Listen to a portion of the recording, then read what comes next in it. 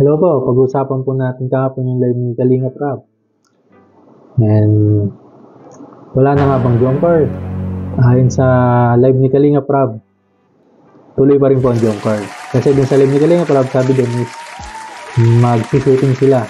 So ibig sabihin nun, tuloy na tuloy ang Jomcar.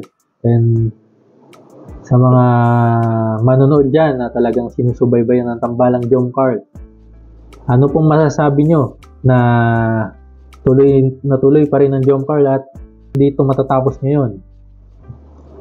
Tuloy-tuloy ang Jomcar. Paki-comment down below po. Ayun. Pero sa totoo lang, itong mga love team na ginawa ni Kalingap Rab, malaking tulong talaga to sa mga kanilang charity.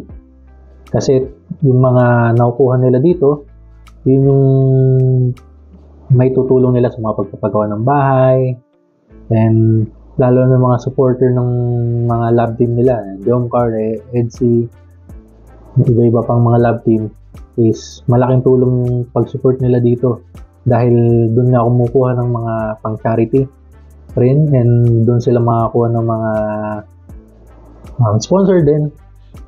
And at the same time po, marami ring natutuwang mga supporter na simulat sa police, talagang sinusuportahan nila tong love team na to. So, win-win situation sa both side na mga viewers and sa Kalingap dahil napakalaking tulong ng mga viewers na nanonood dito. And nakanood ka na nakatulong ka pa, di ba? So, yun po. Patuloy lang po natin supportan ng Team Kalingap.